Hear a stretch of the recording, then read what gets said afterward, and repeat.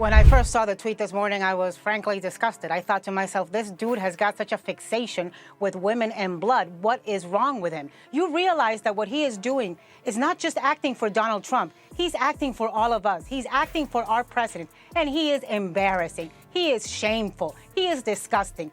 And then you remember that this dude, this disgusting dude, is the president of the United States. And you realize just how much he is diminishing the presidency of the United States. What happens when a leader obsessed with revenge turns personal grudges into public policy? Navarro didn't hold back as she exposed how Trump's bizarre moves, like renaming the Kennedy Center Opera House after Melania, are all about settling scores. But that's just scratching the surface. Grab your popcorn because things are about to get messy.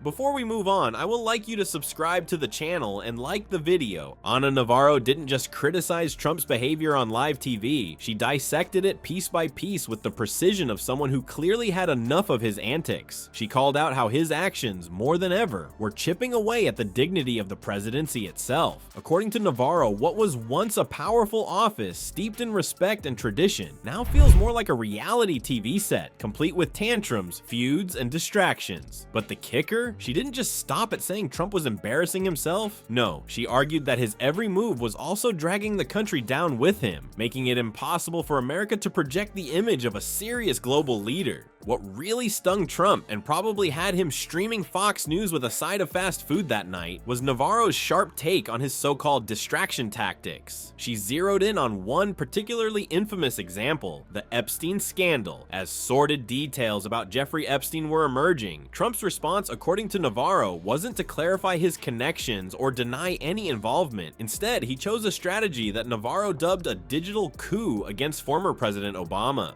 I'm really tired of hearing words like disappointed, like disturbed, like I'm bothered, like I wish he wouldn't do it. It's time that somebody looks at the camera and looks at him and calls him up and says, listen, you crazy lunatic 70-year-old man baby, stop it. I can't start talking about tax reform. I can't start talking about healthcare reform because I can't get past the fact that we have a president who lacks the sufficient character. You are now the president of the United States, the commander-in-chief, and you need to stop acting like a mean girl because we just won't take it. We won't vote with you, we won't work with you. We have a president who is mean. Trump suddenly amplified conspiracy theories about Obama, hoping the noise would drown out stories linking his name to Epstein. But as Navarro pointed out, this kind of tactic, the constant dodging and finger-pointing, often backfires. She compared it to a boomerang. The harder he tries to fling scandals in another direction, the quicker they come hurtling back and smack him right in the face. And honestly, who hasn't seen this happen? If Trump had accidentally tweeted something inappropriate once, that might be one thing, but Navarro highlighted an entire pattern. His behavior, she said, was more than chaotic. It was calculated. She cited his obsession with starting feuds to shift the spotlight elsewhere, like the years-long grudge match with Rosie O'Donnell. It might sound petty to most, but for Trump, it's apparently a core strategy. When issues like healthcare or immigration policies became too controversial, Trump didn't address them. Instead, he'd bash O'Donnell, or Hillary Clinton, or Alec Baldwin. Navarro emphasized that this wasn't just annoying, it was dangerous. Every time Trump stirred up pointless drama, important conversations got sidelined. Honestly, if it was Kamala Harris behaving this way, they'd call her hormonal and hysterical, right? Look. Well, you'd have to get elected to be. But, well, yes, and if she had been elected, and craziness and the way that he acts, and this is not in a vacuum, because it's not just the tariffs. It's the first thing he did was attack Panama, Greenland, Denmark, Canada, allies. With these tariffs, again, went in with a sledgehammer, caused fear, destruction, distrust, when it could have been done with a scalpel in a strategic way. That's just not the way he operates. Worse, Navarro argued that these very tactics made US politics look like a joke internationally. Instead of being admired, or at least respected, America increasingly became the punchline of global headlines. But here's where Navarro got even sharper. She claimed Trump's antics weren't just an image problem for the country, they were becoming his Achilles heel. Every distraction, every insult, every conspiracy theory might grab attention for a while, but eventually they turn into scandals of their own. Take his endless tweets, for example. They might temporarily shift focus away from his troubling policies, but then they become controversies and the cycle starts all over again. Navarro framed it like this: Trump might think he's playing chess, but all he's really doing is flipping the board every time the pieces aren't in his favor. And as she stressed, the pieces always end up in the same place. Her commentary also touched on the global consequences of Trump's theatrics. When leaders across the world tune in to see the President of the United States picking fights on Twitter or derailing conversations with conspiracy theories, it sends a message. Have you noticed that with everything going on with deportations, with everything going on in the Trump administration, have there been signs from this group of remorse? Yes. Nicaraguan, Haitian, Cuban, and Venezuelan exile communities. And those are precisely the communities that have been the most targeted by these Trump policy changes and deportations, and pisses me off so much.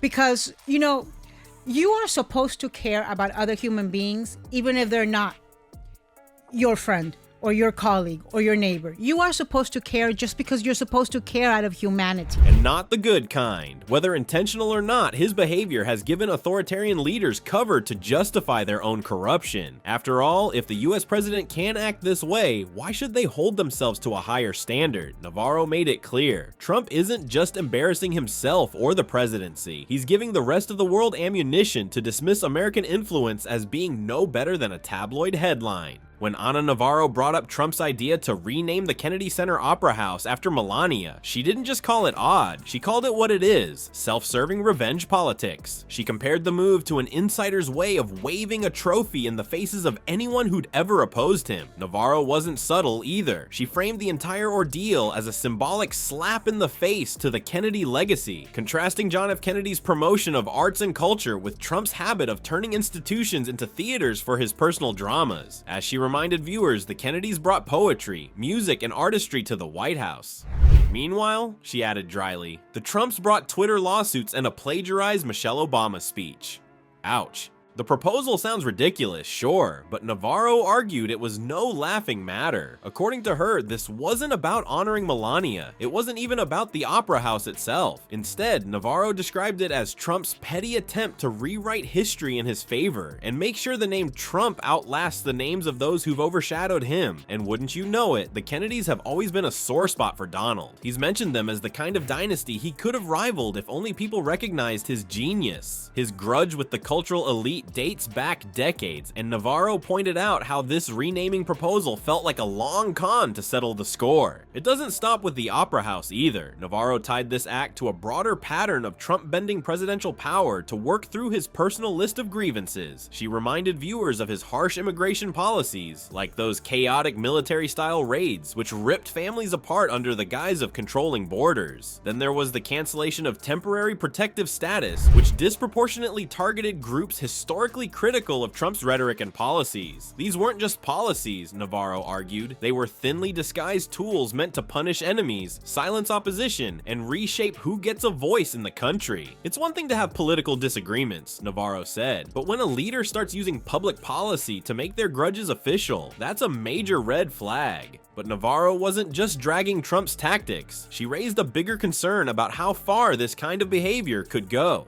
If personal vendettas are shaping decisions as seemingly innocuous as renaming an opera house, what stops them from bleeding into larger and far more dangerous political decisions? She highlighted examples to show these aren't isolated incidents. From punishing immigrants to gutting environmental policies criticized by liberal groups, Navarro said the message is clear. Oppose Trump and he'll remember, and once he does, he'll find a way to make you pay later, even if the whole country has to deal with the fallout. Navarro's take wasn't just harsh, it was ominous. Trump's actions set a troubling precedent, she explained. Whether it's through small symbolic changes like renaming cultural landmarks or much larger life-altering decisions like revoking legal protections, this pattern shows how personal pettiness can quietly become government policy. What happens, Navarro asked, when we let grudges run the country, when we let revenge, not reason, guide decision-making? By the end of Navarro's critique, her message was clear. This isn't just about the Kennedys, Melania, or even the opera house itself. It's about the kind of America we end up with when our leadership prioritizes vanity projects and vendettas over governing. And as Navarro noted, symbols matter. Once institutions and policies get warped by personal grudges, it can take generations, or worse, complete collapse, to repair the damage. Ana Navarro's critique cuts through the noise with one undeniable truth: no grudge outrage, distraction, or revenge tactic can outpace the consequences of Trump's own behavior. Whether it's bizarre feuds or trying to plaster Melania's name across the Kennedy Center, these moves don't erase scandals, they amplify them. Navarro's warning is clear: when personal vendettas start guiding public policy, the damage isn't just to one leader's legacy, it's to democracy itself. And if leaders like Trump can't outrun their own actions, what does that say about the path they're dragging the country down? These choices never escape the boomerang's return.